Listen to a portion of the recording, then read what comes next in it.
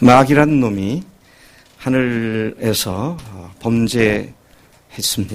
자기가 하나님의 자리에 올라가는, 하나님을 반역하고 또 하나님을 무시하는 그런 죄를 지었습니다. 그리고 그 벌로 하늘 아래에서 쫓겨나서 세상으로 오게 되었습니다. 그리고 세상에 온 마귀가 하나님의 형상대로 지음받은 인간을 유혹하여 자기가 지은 죄와 똑같은 죄를 짓게 만들었습니다. 그리하여 인간으로 하여금 마귀처럼 자기가 주인 되고 자기가 우주의 중심이 되고 자기를 주인으로 삼는 그런 삶을 살게 만들었고, 바로 이것이 오늘까지도 계속되어지는 인간의 근본 문제가 되었습니다.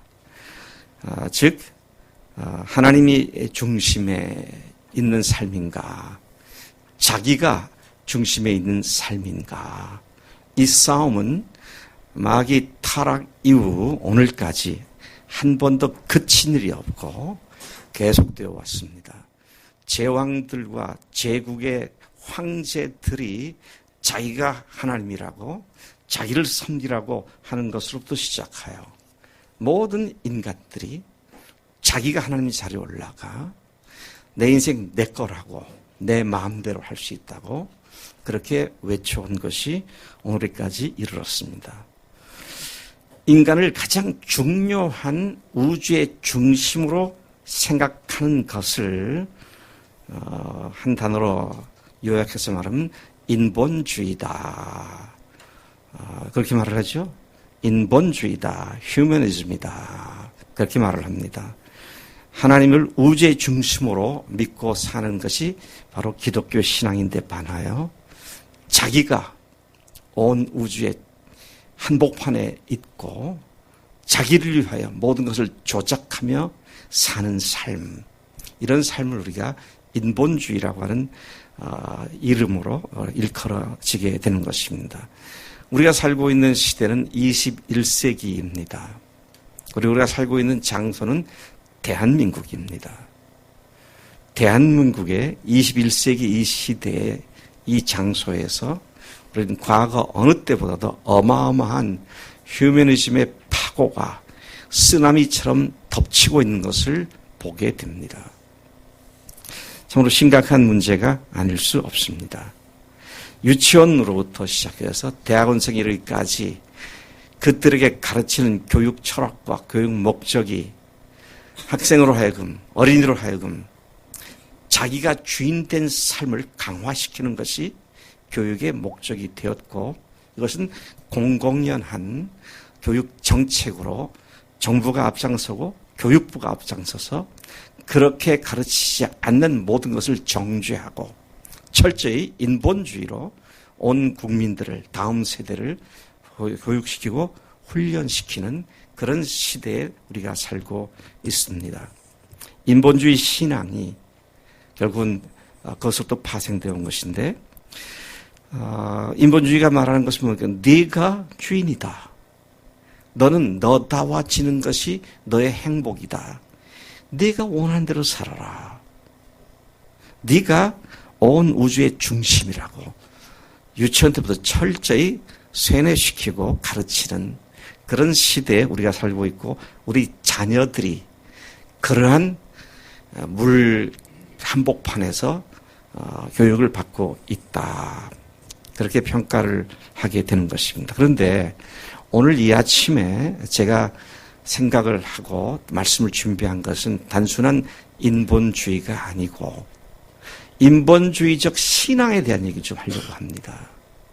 기독교 신앙이라는 테두리 안에서도 그 신앙의 중심이 항상 자기가 되어 있는 인본주의적 신앙이 사실은 복음과 반대되는 것이고 하나님의 뜻을 망가뜨리는 아주 무서운 문제다라는 사실을 주목하게 되기 때문인 것입니다. 인본주의 신앙이 당연한 것처럼 여겨지는 풍조가 거짓 교훈으로 우리 가운데, 기독교 신앙 가운데 자리 잡고 있다는 말인 것입니다.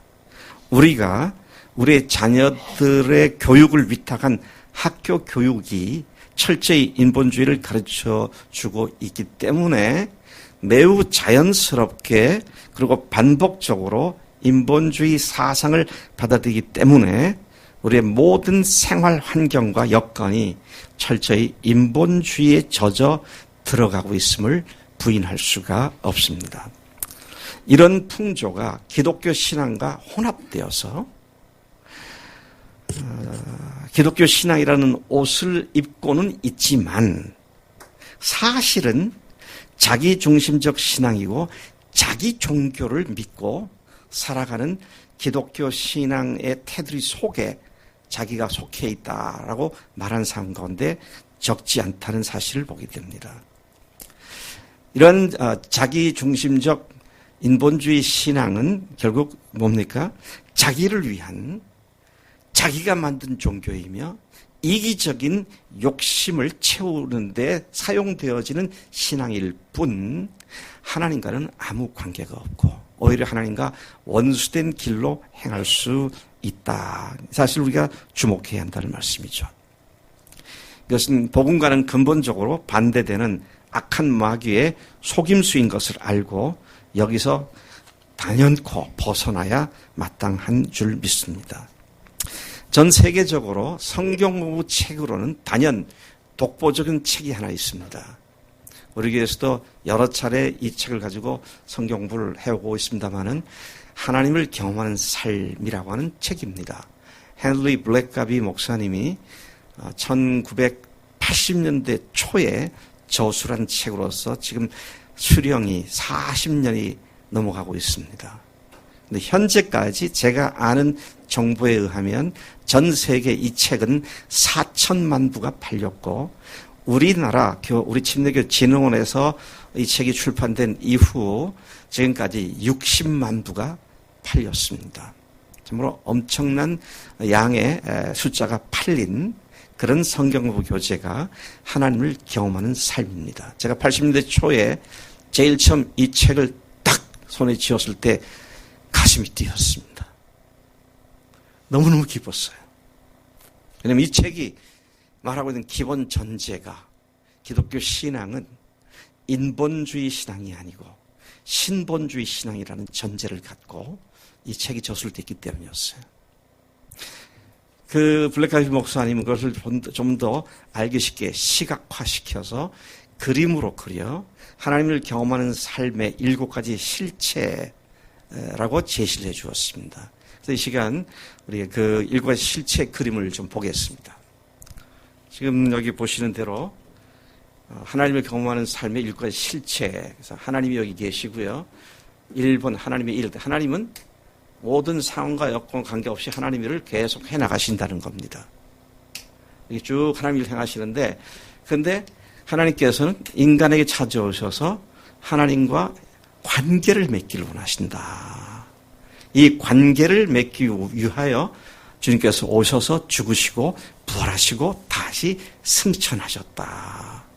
이 관계를 맺은 사람들에게 이제는 하나님께서 초청을 하신데 뭐에 대한 초청이냐? 하나님이 하시는 일에 그들이 동참하도록 초청을 하신다. 근데 초청을 하시고 난 뒤에는 어떻게 하시느냐? 하나님께서 다양한 방법으로 어떻게 그 초청에 응답할 수 있는지를 말씀하신다. 근데 우리 인간이 아니라 이제 초청받은 하나님과 관계를 맺은 그리스도인들은 말씀을 들었을 때에 아멘 하고 바로 순종하는 것이 아니라 지금까지 살아왔던 삶의 구습 때문에 믿음의 갈등을 겪게 된다.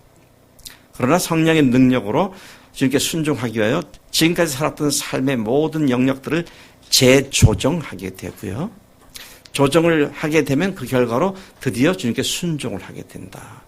그러면 하나님이 하시는 일에 동참해서 하나님을 경험하게 되는 것이다. 이런 다이어그램, 이런 그림으로 하나님께서 우리를 찾아오시고 또 하나님이 하시는 일에 동참케 하시는 전반적인 상황을 이 한 그림에 잘 소개해 주고 있습니다. 그래서 이 저자의 기본적인 전제는 하나님께서 하나님 일을 하시는데 우리를 부르셨다. 우리가 연약하고 부족해서 하나님의 도움을 받기 위하여 하나님께 나갔다가 아니라 하나님께서 하나님 일을 하시는데 우리를 그분의 일에 초청하시기 위해서 관계를 맺으셨고 우리에게 말씀하시고 우리가 그 믿음의 갈등을 거쳐서 조정을 한 뒤에는 순종하게 됨으로 말미암아 하나님 그분이 어떤 분이신지를 경험하게 된다. 이런 내용으로 이 책이 성경 책이 정리되어 있는 것을 봅니다. 우리 교회에서는 아마 이 책을 아마 지금까지 한 20번 이상 공부했었던 것 같은데요. 아직 공부하지 않으신 분들은 다음 기회에 꼭 공부하셔서 하나님의 원대한 계획과 꿈이 뭐였는가 이것에 우리가 눈을 잘 초점 맞추는 것이 필요하다고 생각을 합니다. 주님께서 세상에 계실 때 바로 이러한 삶의 자세, 꼭 신본주의 삶의 표상이 되셨고 우리에게 모델이 되어주셨습니다. 오늘 본문 말씀 요한복음 5장 17절부터 20절까지는 이런 주님의 모습을 잘 보여주고 있는데 우리가 이 말씀을 묵상하는 가운데 우리의 신앙에 근본적으로 잘못된 밭에 뿌리를 내리지 않고 하나님의 바른 밭에 뿌리를 내리고 하나님께서 우리를 복주시고 인도하시는 삶에 동참하는 그런 신앙이 되기를 소망합니다. 먼저 인본주의 신앙이 무엇인가에 대한 얘기를 좀 하겠습니다. 우리들의 신앙은 정신을 차리지 않으면 인본주의 신앙으로 쉽게 전락할 수 있습니다. 왜냐하면 먼저 믿었다고 하는 기존의 신자들이 이런 데 익숙해 있고 또 계속 세상은 인본주의라고 하는 그 밀물이 계속 쏟아져 들어오기 때문에 정신을 차리지 않으면 인본주의 신앙으로 전락할 수밖에 없다. 자, 그 이유는 우리가 살아가는 이 세상의 근본 토양이 비록 일시적이긴 하지만 마귀가 쥐락펴락하는 곳이기 때문인 것입니다. 그래서 교회 안에서도 어렵지 않게 듣는 얘기가 나를 복주시는 하나님이셔야만 된다. 내가 원하고 기도하는 바를 들어주시는 하나님이 진짜 하나님이다. 내 가족을 돌봐주시는 하나님이어야만 한다. 또 나를 지켜주시고 나를 보호해 주시는 분이어야만 그것이 참 하나님이다. 나를 성공하도록 도와주시는 하나님이어야 한다. 자, 이런 내용들을 쭉 보면은요. 또 어떤 사람들은 내 직장, 내 사업을 번창하게 해주시는 하나님이어야 한다. 자, 이런 이야기들의 문장들 속에서 발견하게 되는 것은 계속 초점이 나의, 나를, 나에게. 그러니까 우리 옛날에 우리 안녕경 자매가 간증할 때 자주 그런 얘기 때문에 나. 이게 인본주의적 신앙의 특징이다는 것이죠. 자, 그런 내용을 본다면 우리는 하나님을 믿는다고는 하지만 모든 문장의 핵심이 여전히 자기에게 초점이 맞춰지는 것을 보게 되는 것이다. 것이죠. 근본 죄가 자기가 온 우주의 중심이 되고 자기가 하나님의 자리에 올라가는 것이 근본 죄라 그랬는데 그 신앙이라는 옷을 입고 들어와 있음에도 불구하고 그 속에서 나오는 얘기는 I, my, me, 나의 나를, 나에게 그것으로 계속 초점 맞춰 있다면 그 신앙을 과연 바른 신앙이라고 말할 수 있겠는가. 이런 의문을 갖지 않을 수가 없는 것입니다. 특히나 우리 한국인의 전통적으로 뿌리 깊은 기복신앙이라는 게 있죠. 복 빌어서 복 받게 해주는 신, 이런 기복신앙이 기독교 신앙에 교묘히 파고 들어와 기독교 신앙의 바탕을 온창 뒤틀어 놓은 그런 상황도 우리가 주목해 보게 됩니다. 더구나 우리가 생명같이 여기는 복음, 이런 단어도 굉장히 전달될 때 많은 사람들에게 오해를 받고 각 사람들이 자기 듣기에 좋은 말로 받아들이는 그런 모습을 보게 됩니다. 복음, 복된 소식. 그래서 저도 대학생 때 서울 그 동대문 야구장 앞에서 크리스마스 이브 때 저녁 시간에 거기 나가가지고 지나가는 사람에게 이렇게 복음을 전했어요. 오늘이 성탄절입니다. 내일이 성탄절입니다. 예수 믿고 복 받으세요. 그렇게 한 100여 명에게 제가 계속 외쳤습니다. 한 사람 한 사람에게. 그때는 뭐 그거 밖에는 더 이상 말할 수 있는 상황이 아니라서 그렇게 얘기를 했어요. 근데 재미있는 것은 100이면 100 다 예수 믿고 복 받으세요. 그러면요. 싫습니다. 그런 사람 아무도 없더라고요. 다 감사합니다. 그렇지. 싫습니다 하는 사람 없어요. 왜 그런가 하고 보니까 예수 믿고는 안 들리고 복 받으세요만 들었구나. 그런 생각이 들더라고요. 네.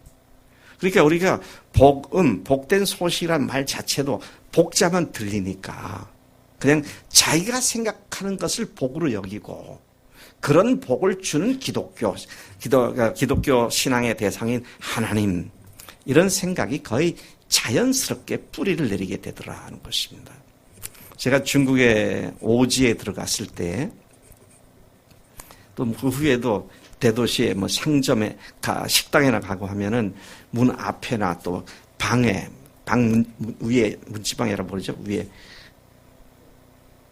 문 위에 있는 기둥, 옆으로 된 기둥, 그 뭐라 거기 보니까 복복자, 그죠? 한문으로 복복자를 거꾸로 붙여놔도 써가지고 왜 거꾸로 붙였냐 하니까 복이 쏟아지라고. 하늘에서 쏟아지라고. 그래서 야, 한국 사람만 아니라 동양 사람들이 복이라 하면 다들 좋아하는구나. 그런 것을 볼 수가 있었어요. 근데 이제 우리가 말하는 복음의 복은 그런 종류가 아니잖아요. 근본 삶의 주인이 바뀌는 복이고 세상을 새롭게 변화시키는 이제 주역이 되는 그런 복을 이야기하고, 세상에 말하는 복은 성경에 하면 어떻게 우리에게 주신다고 그랬어요? 하나님의 나라와 하나님의 의를 구하는 복을 누리게 되면 세상이 말하는 그런 복들은 어떻게 주신다고요? 덤으로 주신다고 그랬습니다. 이 모든 것을 너에게 더하시리라.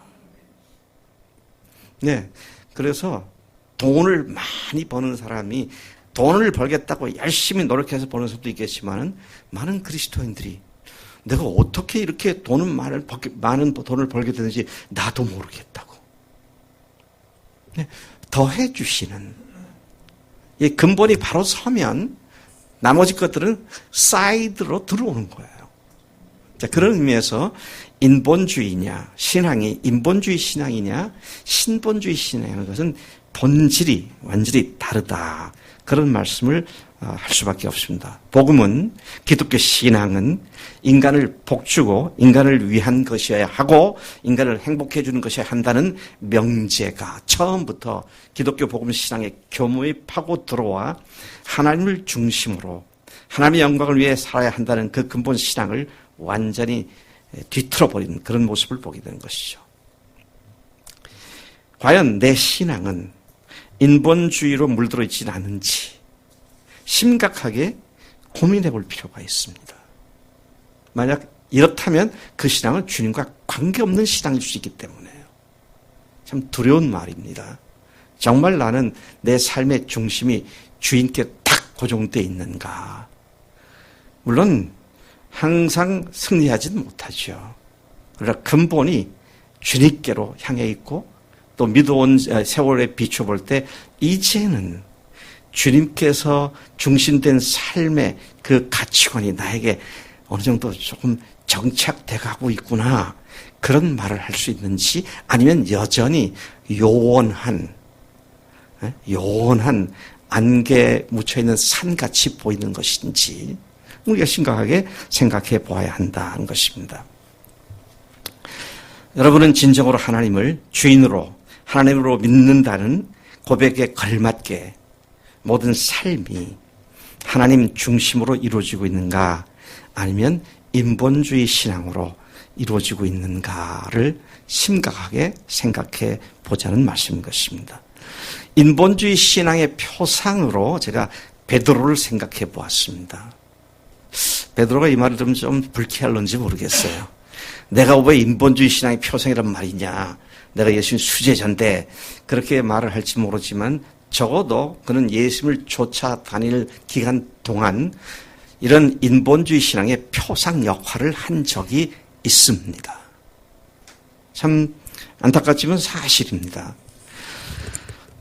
그는 3년간 자신이 믿고 기대한 예수를 믿고 쫓았습니다. 메시아라고 이스라엘의 왕이라고 그렇게 믿고 3년간 모든 것을 뒤로하고 쫓아다녔습니다. 그리고 시간이 갈수록 그는 예수님과 경험할수록 더 그 확신이 공고해지고 확고해졌습니다. 그래서 이분이 왕 위에 등극하여 로마를 물리치고 이스라엘 왕국을 건설할 날을 학수고대하며 이젠가 저젠가 주님의 왕권 선포를 기대하며 쫓았던 지난 3년의 생활을 그가 보여줬던 것을 봅니다. 자, 그런데 그러한 그의 인본주의적 신앙은 여지없이 들통이 나고 말았습니다. 네. 이 들통난 게 그에겐 큰 복입니다. 수치가 아니고 큰 복입니다. 이게 들통이 안 나면 자기도 속고 주변도 속이고 다 망하는 거죠. 근데 들통이 났어요. 어떻게 들통났습니까? 마태복음 16장 21절부터 23절까지의 그 들통난 모습이 여지없이 아주 생생하게 기록되어 있는 것을 봅니다. 예수님께서 이 장면에서는 예루살렘에 올라가셔서 장로들과 대제사장들과 율법사들이나 이런 종교 지도자들에게 고난을 당하시고 십자가에 죽임을 당할 것이다. 그리고 제3일 만에 다시 살아날 것이다. 그렇게 말씀을 하셨습니다. 그때 예수님의 수제자를 자처했던 베드로가 예수님을 향하여 그분이 하시는 말씀에 대해서 항변을 하게 됩니다. 우리 옛날 성경에는 베드로가 예수를 붙잡고 간했다 그랬는데요. 지금 우리가 보고 있는 개역 개정에는 항변하여 그랬고요. 영어 성경을 보면 베드로가 예수님을 붙잡고 옆으로 가서 꾸짖었다 그랬어요. rebuked 그랬어요. 이제 그만큼 심각한 상황입니다, 지금. 예수님께 항변하다는 말은 뭡니까? 그분의 말씀에 도저히 동의가 안 돼서 따져드는 거 아닙니까? 근데 주님께서 내가 죽고 부활할 거다. 그러니까 그가 예수님께 항변하고 따져드는 그런 모습을 보여주었습니다. 자, 이럴 때 그러면서 뭐라고 했어요? 주여, 그리 마옵소서. 이 일이 결코 주에게 미치지 아니하리다. 죽다니요. 절대로 죽을 수 없습니다. 죽도록 내버려두지 않겠습니다. 그런 노래를 다 포함하고 있는 얘기죠. 그때 예수님께서 그를 향하여 혹독하게 그가 들통난 신앙을 그대로 지적하면서 하시는 말씀이 옵니다. 사탄아, 내 뒤로 물러가라. 너는 나를 넘어지게 하는 자로다. 어찌 보면 베드로는 충정심을 갖고 그렇게 한 것 같은데 주님은 아주 냉철하게 사탄이라고 베드로에게 그렇게 책망을 하시죠. 그러면서 그 다음에 하신 말씀이 뭐냐면 네가 하나님의 일을 생각하지 아니하고 도리어 사람의 일을 생각하는도다. 하나님의 일을 생각하지 않고 사람의 일을 생각한다. 그렇게 말씀을 하신 것이죠. 하나님의 일을 생각하지 않고 사람의 일을 생각하고 사람의 생각을 가지고 그것에 집중하는 모습을 주님께서 베드로에게 책망을 하신 것이었습니다. 오늘 우리의 신앙이 이러한 모습이 아닌가. 그가 왜 이렇게 사람의 생각을 하게 됐습니까? 자기 생각대로 안 되니까 자기 생각도 해야 한다고 지금 얘기한 거 아닙니까? 내 생각, 내 기대, 내 소망이 주님의 그것들을 보지 못하게 만들고 여전히 뭘 외치고 있다고요? 나를 외치게 만드는 모습을 보고 있는 것이죠. 나에게서 베드로의 모습이 혹시 보이지 않는지 생각해 봐야 합니다. 이때 베드로는 인본주의 신앙의 대표적인 표상으로 나타나 있는 모습을 보게 되는 것이죠. 네. 그에게 충정이 문제가 되지 않았습니다. 그에게 주님을 따르는 일에서도 문제가 되지 않았어요. 대가 증거를 하고 전폭적으로 따랐지만 그러나 사람의 일을 생각했기 때문에 인본주의 신앙을 갖고 있었기 때문에 주님께서는 그를 책망하시는데 사람이 하나님께로부터 들을 수 있는 인간이 하나님께로부터 들을 수 있는 최악의 욕을 당한 거죠. 뭐라고요? 사탄이라고. 그런 책망을 받은 것을 보게 되는 것입니다. 자, 그래서 우리는 내 신앙이 인본주의적인 것인가 아니면 신본주의적인 것인가 이것을 잘 살피는 것이 필요하죠. 우리가 부활을 그토록 생명같이 여기고 중요하게 여기고 믿는 이유가 무엇입니까? 십자가에 머물던 신앙이 부활까지가 구멍을 기운 완전한 복음이구나. 그래가지고 저도 한번 나갈 때마다 수백만 원 써가면서 인도, 네팔, 이제 인도네시아, 아르헨티나, 필리핀 또는 중국 온 사방을 다니면서 그렇게 얘기하는 이유가 뭐예요? 내 생명을 여기 다 바치겠다는 생각 때문에 하는 거 아닙니까? 뭐 때문에요? 구멍을 기운 복음 때문에. 부활로 확증되어진 이 복음을 선포하기 위해서. 근데 왜 그렇게 합니까? 왜 한 번 나갈 때마다 수백만 원 돈을 쓰고 번역한 데 또 몇백만 원 쓰고 왜 그렇게 합니까? 네? 부활하신 예수님 하나님의 생각을 증거하기 위해서인데 그렇죠? 왜 증거하려고 합니까?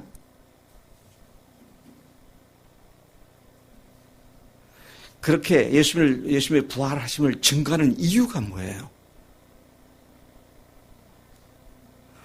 이제부터는 그분이 하나님이시니까 자기가 주인돼 살지 않고 하나님이 주인된 삶을 살도록 하기 위해서입니다. 그렇죠? 선포 그 자체가 목적이 아니고 그걸 통해서 그들이 하나님께 완전히 굴복하는 신본주의 신앙으로 살아가도록 하기 위해서잖아요. 따라서 우리의 삶과 사역의 중심이 과연 나의 열심과 내가 생각하는 헌신이 아니고 주님께서 기뻐하시는 그러한 목표를 두고 나는 어떤 대가를 지불하더라도 주님 이 일에 내가 헌신합니다. 그런 삶인지 부활까지는 너무 좋다. 이건 확실한 증거를 얻으니 감사합니다. 구원받았은 걸 이제 내가 어떤 상황에도 움직이지 않습니다. 감사합니다. 그걸로 끝나버리는 것인지. 만약 그렇다면요, 부활의 증거를 갖지 않을 때나 부활의 증거를 가질 때나 삶은 똑같아요. 그러니까 제가 요한계시록 아침에 큐티 말씀 묵상하고 새벽기도 인도하기 위해서 준비하다가 어떤 자료를 보니까 재미있는 용어가 하나 있더라고요. 그 용어가 뭐냐면 다 믿는데 실제 삶에 예수님이 주인 되는 것이 적용되지 않고 있는 삶을 일컬어서 실천적 무신론자다 그러더라고요. 실제는 하나님과 주님과 아무 관계없이 사니까 그걸 갖다가 실천적 무신론자다. 그렇게 표현을, 이거 상당히 의미 있는 표현이구나. 주님이라고 고백도 하고 하나님이라고 그러고 부활의 증거를 갖고 있는데 실제 주인된 삶을 살지 않으면 증거 하나 더 가져가지고 천국 가는 확신도 갖는다고 그게 무슨 의미가 있을까? 그런 생각을 하지 않을 수 없게 되더라고요. 여러분, 예수님은 이 세상에 오셔서 자신이 아버지께로부터 보내심을 받았다고 자신의 정체를 계속 알려주셨습니다. 그렇지만 하나님께서 자기 백성으로 부르셨던 이스라엘은 그분을 믿지도 않았고 오히려 그분을 십자가에 못 박아 죽였습니다. 그분이 이스라엘 백성의 죽임을 당한 표면상의 이유는 딱 한 가지였습니다. 이스라엘 하나님의 자기 백성이 자기 땅에 하나님의 아들이신 예수님 오셨을 때 그분을 믿지 않고 영접하지 않고 결국은 잡아 죽였던 표면상의 이유는 딱 한 가지입니다. 뭐예요? 왜 죽였어요? 자기가 하나님이라고 그러니까. 근데 자기가 하나님이라고 그러면 그 기존에 있던 유대인들에게 그게 어떤 의미입니까? 예수님을 중심으로 새로운 삶이 시작되어야 되는 겁니다. 근데 그걸 하고 싶지 않은 거예요. 다시 말씀드립니다. 그분은 자신의 피조물들이 이제는 하나님을 중심으로 살도록 세상에 오셨고 자기를 증거하셨고 죽으시고 부활하셨어요.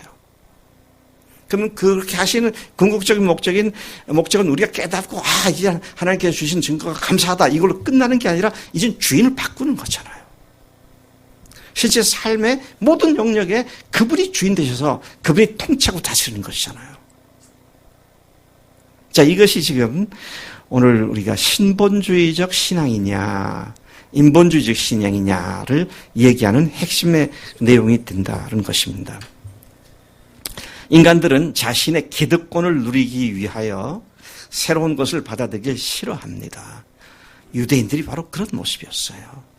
부활하신 예수님이 나의 주, 나의 하나님이십니다 라고 말은 하지만 실제로 그분이 내 가정, 내 직장, 내 결혼, 내 경제, 내 모든 시간 이런 것에 간섭할까 봐 두려워하고 어느 정도 방호벽을 치고 있다면 그것은 기독교 신앙이 아니고 복음의 신앙이 아니라는 말씀인 것이죠. 자, 제가 이런 얘기를 하면 항상 이 부부 간의 관계가 생각이 들어요. 부부 간의 살면 어떻게 합니까? 내가 사람마다 좀 다른 점이 있기 때문에 일괄적으로 얘기할 수 없지만 제 경우를 들면 돈은 주로 제가 법니다. 그렇죠? 집사람은 그걸 가지고 씁니다. 근데 묘한 거는 돈을 번 내가 집사람한테 이거 해도 될까? 꼭 허락을 받더라고요. 내가 벌고 와이프가 돈의 주관자가 돼 있구나. 참 재미있는 일이다. 그런 생각이 들어요. 근데 그렇게 하니까 부부가 하나니까 그렇게 믿고 서로 의지하고 사니까 좋은 거예요. 저는 숫자에 좀 약하거든요. 그래서 집사람도 저하고 숫자에 약해요. 지금 돈도 현금이 아니고 전부 은행 가 있으니까 크레딧으로 사용하니까 모르겠어요. 근데 어쨌든 내 것이 내 아내 거고 내 아내 게 내 거고 구분이 없어지더라고요. 하나 된다는 거죠. 주님 안에 우리가 주님을 위해서 내 경제 말할 것도 없고요. 나의 결혼 우리 청년들 지금 직장 때문에 계속해서 자소서를 쓰고 그러잖아요. 직장 문제도 그렇고요. 또 사업하는 것도 마찬가지고. 네. 근데 제가 그냥 팁으로 하나만 말씀드릴게요. 혹시 여러분 마음속에 신앙으로 이렇게 선뜻 동의가 안 되면 참 그게 안 되는데요. 그건 괜찮아요. 근데 앞으로 나는 절대로 그건 안 하겠습니다. 그런 말씀하지 마세요. 왠지 아세요? 절대로 안 하겠다는 걸 하나님께서는 기필코 시키시더라고. 하나님께 절대가 없는 거죠. 그러니까. 그분이 주인이시니까. 주인이 원하신 대로 하면 되는 거니까. 자, 그래서 다시 돌아가서 본다면은 부활하신 예수님을 만난 제자들이 비로소 그 눈에서 꺼풀이 벗겨져 나가게 되었고 그 죽으시고 부활하신 예수님이 하나님이라는 사실을 확실히 알게 됐고 그리고 비로소 그들은 생사화복, 생사여탈권까지도 주 앞에 다 내어드려서 결국은 사도들 전원이 주님을 위해서 순교의 자리까지 가게 되는 것을 보게 되죠. 이렇게 얘기하면 어떤 사람은 난 순교될까봐 그러지 못하겠다. 근데 순교가 사실 우리들의 최고의 영광이죠. 주님 나라에서 주님을 위하여 목숨을 바칠 수 있다고 하는 건 아무나 되는 건 또 아닙니다. 주님의 은혜가 그렇게 만드는 것이죠. 자, 로마서 14장 7절부터 9절까지 우리가 잘 알고 있습니다. 우리 중에 누구든지 자기를 위해 사는 자가 없고 또한 자기를 위하여 죽는 자도 없도다. 우리가 살아도 주를 위해 살고 죽어도 주를 위해 죽나니 그러므로 사나 죽으나 우리가 다 주의 것이로다. 아멘. 네. 그 말 할 때 조금 움츠러드시나요? 우리 사람이 엊그제 간증하는데 보니까 그 말씀하면서 약간 뭐라 했더라? 약간 캥기는 아멘입니다 그랬던가. 네. 근데요, 정말 딱 그렇게 내 인생을 딱 그렇게 셋업을 해 놓으면 그 다음엔 자유로워집니다. 그 속에서. 우리 찬우가 지금 군대 가 있잖아요. 훈련소에 갔다가 자대 배치받아서 배도 타고 이제 그러는데 군인들이 훈련소에 들어갈 때부터 제대까지 어떻게 하면 탈영을 할까? 어떻게 하면 군대 벗어날까? 그러면 군대생활을 못해요. 아이고, 나는 군인이다. 어쨌든 요즘은 18개월인가요? 하여튼 18개월 지나면 그때는 갈 수 있으니까 여기서 어찌할 수 없으면 즐기자. 그러고 거기서 사는 수밖에 없어요. 그러면 견딜 수가 있는 겁니다. 근데 그게 아니잖아요, 우리는. 예수님이 하나님이시고 주님이시니까 가장 복되고 즐거운 삶으로 우리를 초청하셨는데 이 마귀에게 속아가지고 그렇게 주님 앞에 내 모든 것을 내어드리면 내 삶은 아무것도 없는 것 같은 착각을 하게 만들고 그래서 예수 믿는 걸 다 주저하게 만들고 그런 마귀의 모습을 우리가 잘 알고 있는 것이죠. 9절이 뭐라고 하죠? 이를 위하여 그리스도께서 죽었다가 다시 살아나셨으니 곧 죽은 자와 산 자의 주가 되려 하심이라. 여러분 분명히 아시기 바랍니다. 천국 가는 믿음은 필수고 그 다음에 주님께 순종해서 죽으나 사나 주님께 사는 건 옵션이다. 아닙니다. 그런 건 목사나 또는 선교사들이나 하는 거고 우리 같은 평신도들은 그렇게까지 안 해도 된다. 누가 그래요? 사도 바울은 우리 중에 아무도 자기를 위해 사는 자가 없고 자기를 위해 죽는 자도 없다 그랬습니다. 그래서 우리 교회가 지향하고 있는 세 가지 정신 중에 두 번째가 뭐예요? 모든 교인이 사역자라는 거잖아요. 모든 교인이 사역하는 교회입니다. 사역하는 종류는 다르죠. 저 같은 사람은 목회를 하는 거고 목장에 있는 목자들은 목원들을 돌보는 일하고 교사는 가르치는 일을 하고 다 다르지만 그러나 우리가 어디 있든지 그리스도의 복음을 선포하고 증거하는 일에는 다 똑같은 사명자다. 이 사실을 이야기하고 있는 것이죠. 우리 일생의 모든 일이 그분이 주인 되셔서 내 삶을 좌우하시도록 그분께 나의 삶의 통치권을 온전히 드리고 살아가는 그러한 신본주의 신앙인이십니까? 우리 주님은 신본주의 신앙의 표상입니다. 그분이 그렇게 사실은 모델이 되셨나요? 우리가 읽은 오늘 본문 말씀이 이제 여기 나옵니다. 요한복음 5장 17절부터 20절까지 말씀인데요. 이 말씀은 여러분들이 잘 아시는 대로 베데스다 못가에 있던 38년 된 병자를 고치신 사건이 발단이 돼서 유대 지도자들과 예수님 사이에 발생한 그런 충돌에 관계된 이야기입니다. 근데 주님께서 17절에 이렇게 말씀하죠. 예수께서 그들에게 이르시되 내 아버지께서 이제까지 일하시니 나도 일한다 하시매. 38년 된 병자를 고치는 일을 했다는 죄목으로 유대인들이 유대 지도자들이 예수님을 정죄하며 공격해 들어왔습니다. 누가 안식일에 이 병든 자를 고치는 일을 했는가? 근데 그 병 고침 받은 사람이 병 고친 게 너무 좋아가지고 자기에게 병 고친 분이 누군지도 몰랐어요. 참 인간이 이런 존재입니다. 나한테 좋으면 그걸로 끝나지 나한테 좋은 것을 준 사람이 누군지 뭐 생각도 없었어요. 근데 다시 예수님께서 그를 만나시자 더 심한 것이 생기지 않도록 조심해라. 그때서야 그가 나를 고친 분이 예수라는 분이구나. 그래가지고 어떻게 했느냐. 종교 지도자들에게 가서 밀고를 합니다. 밀고를 해요. 참 기가 막힌 얘기예요.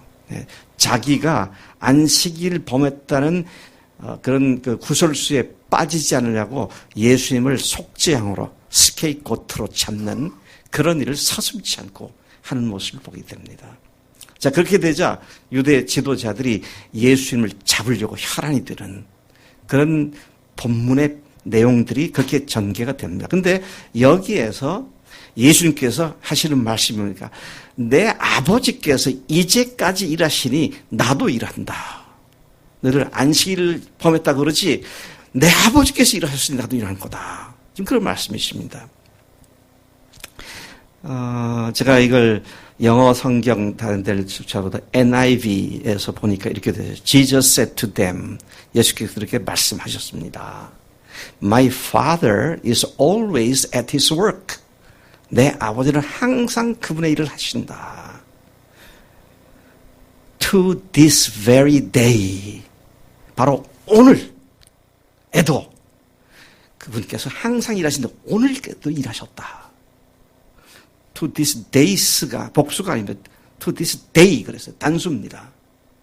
안식일에 아버지께서 일하셨다.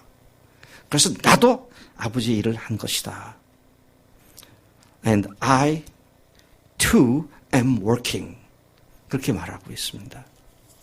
예수님 아버지께서 이제까지 일하시니 나도 일한다고 답하심으로써 유대인들이 그러냐 그렇게 하지 않고요.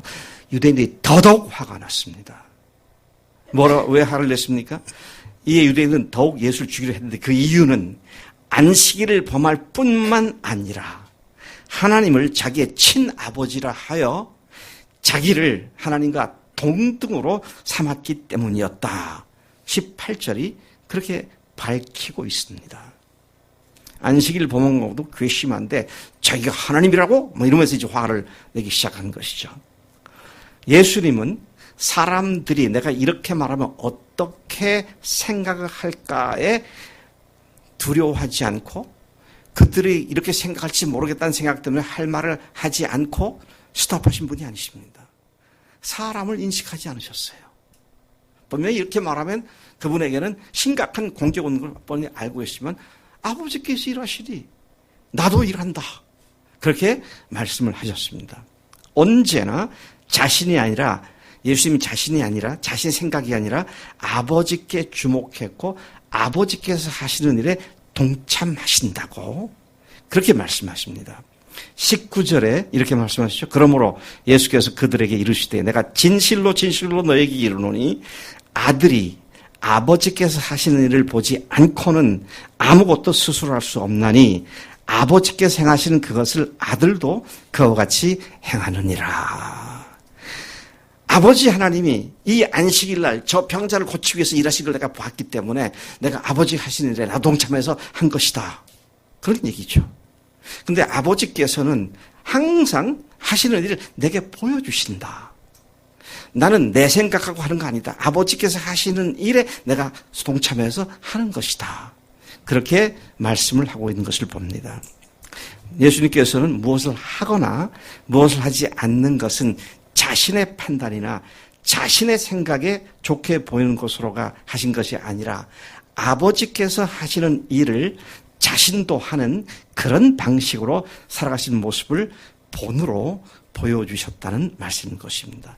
인본주의 신앙, 곧 신앙의 행위가 자신의 생각이나 자신의 판단으로부터 시작된 것이 아니라 아버지께서 행하시는 것을 보고 그 아버지의 일에 동참하는 예수님의 본이야말로 신본주의 신앙의 삶의 실제적인 표상이다 라는 사실을 우리가 보게 됩니다. 아무리 좋게 보이고 성서적이라고 확신해도 지금 아버지께서 그 일을 하지 않으시면 행하지 않고 하나님이 일하시는 것을 본다면 그 일에 동참하는 것이 신본주의 신앙의 가치가 되는 것이다 하는 것이라는 말씀인 것이죠. 주님께서 이렇게 사실 수 있던 이유를 분명하게 밝히고 계십니다. 나는 아버지가 보여주는 걸 한다. 그런데 우리가 나도 지금 그렇게 본이 그러니까 본을 받아야겠다. 근데 어떻게 아버지께서 하시는 것을 알 수 있을까? 이런 의문이 올 수 있잖아요. 네. 그게 문제입니다. 어떻게 볼 수 있을까? 난 잘 보지 못해. 그게 문제라는 겁니다. 그 불신앙의 문제예요. 하나님이 누구세요? 내 아버지시잖아요.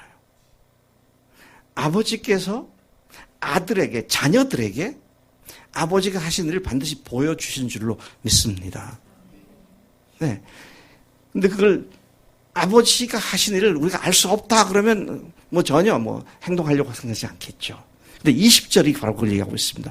아버지께서 아들을 사랑하사 자기가 행하시는 것을 다 아들에게 보이시고 그랬어요. 또 그보다 더 큰 일을 보이사 너희로 놀랍게 여기게 하시리라. 그렇게 말씀하세요.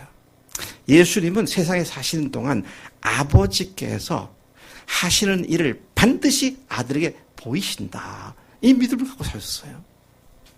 오늘도 우리가 하나님의 아들과 딸들이라면 하늘 아버지께서 그분이 하시는 일을 우리에게 보여주시는 줄로 믿음으로 선포하고 그 하나님이 하시는 일을 잘 찾아보면 눈에 보이기 시작합니다. 어떻게 알지 하면 안 찾아요. 근데 믿음을 갖고 찾기 시작하면 보이기 시작하고요. 보이기 시작하면 더 잘 보이게 됩니다. 참, 이런 특별한 영역의 전문가들은요, 그 일을 늘 하니까 일반 사람들은 잘 모르는데요. 어떤 얘기를, 거기에 관계된 얘기하면 그 사람은 바로 알아듣고 거기에 대해서 언급을 하잖아요. 네. 우리 목요일 날 목장 모임에 김종호 자매가 청강생으로 왔었어요. 근데 그때 이제 목장 모임 하기 전에 이 건강 문제 갖고 얘기를 하다가 임동현 형제도 또 건강에 관해서 일가견이 있잖아요. 그 얘기를 하는데 김종호 자매가 바로 전문가의 전문 용어가 막 나오더라고요. 그래서 아이고 그 앞에서 조심해야겠다. 그런 말을 조심해야겠다. 왜? 전문가 눈에 보이니까. 비전문가는 안 보이는데요. 전문가의 눈에 보여요. 제가 저거 전문가라고 하는 건 하나님의 하시는 일을 보는 일에 우리가 다 개발되는 전문가가 돼야 할 줄로 믿습니다. 그게 우리의 삶의 방식이니까요. 그게 개발 안 되면 그릇이 때문에 살기가 너무 어려워지죠. 자, 저는 그래서요, 지난, 한 20여 년 동안 그 일에 관심을 갖고 집중을 했더니 하나님께서 하시는 일이 사방에서 보이더라고요. 많은 좋은 일이 있지만 주님이 무슨 일을 하시는가.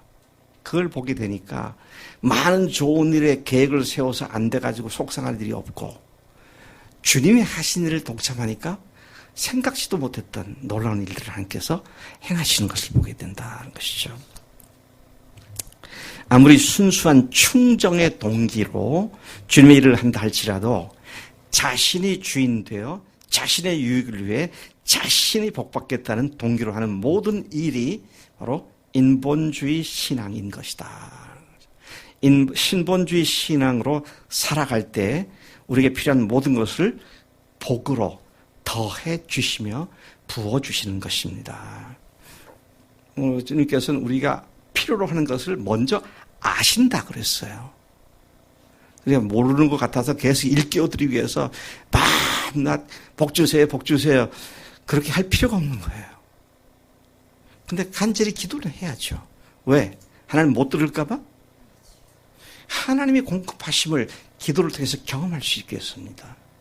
근데 그것을 어떻게 주신다고요? 덤으로 주신다고 그랬어요. 어떻게 할 때? 먼저 그의 나라와 의를 구할 때 그것들은 덤으로 주신다. 이 모든 것을 너에게 더하시리라. 마태복음 6장 33절이 그 말씀을 하고 있죠. 자신의 유익을 위해, 자신이 복받기 위한 내면의 동기를 속이고 하나님을 가장 잘 믿고 섬긴다고 열심을 내는 것은 무슨 신앙이다? 인본주의 신앙이다 하는 것입니다.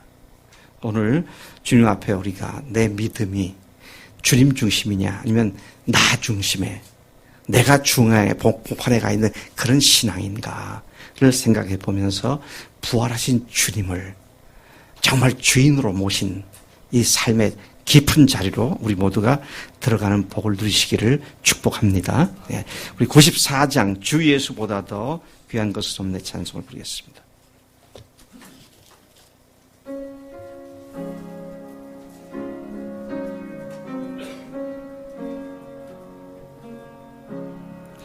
주 예수보다도 귀한 것은 없네.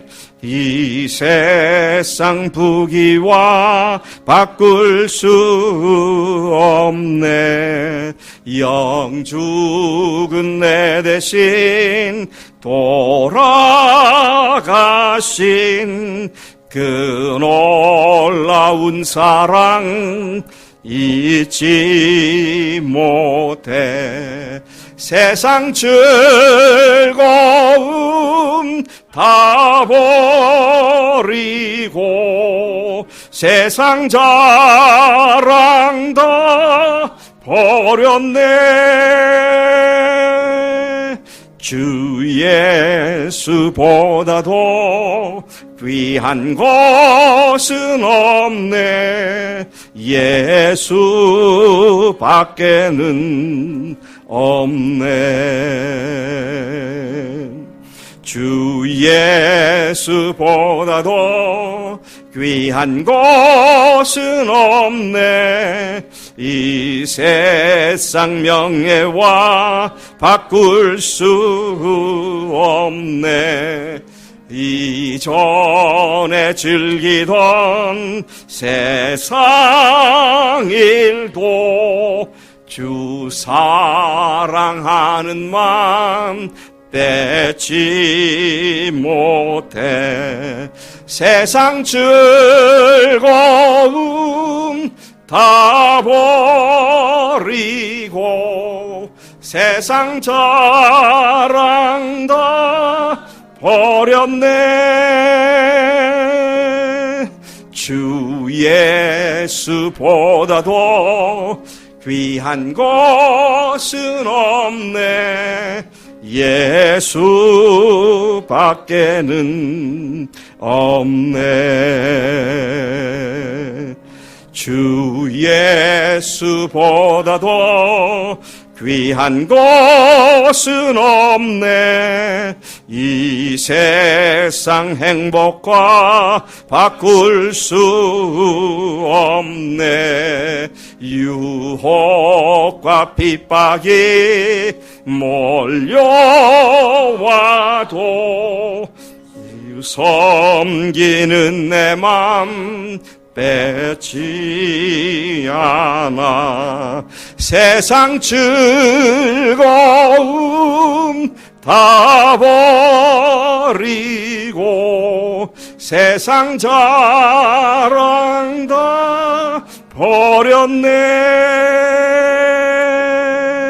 주 예수보다도 귀한 것은 없네. 예수밖에는 없네. 기도하시겠습니다. 사랑하신 주님 감사합니다. 오늘 이 아침 주님의 신본주의 신앙의 모델을 다시 바라봅니다.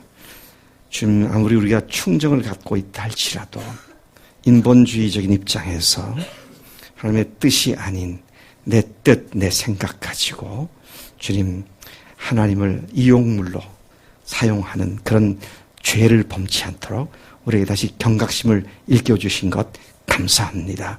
하나님께서 하시는 일을 우리도 보고 동참하는 하나님의 귀한 종들이 다 되도록 우리를 복주시는 줄로 믿습니다. 이 일에 우리가 더욱 예민하게 발전되고 발달되어서 하는 일마다 주님의 일에 동참이 되는 그런 우리의 삶이 되도록 복주시는 줄로 믿습니다. 감사하고 예수님의 이름으로 기도를 쌉나이다. 아멘.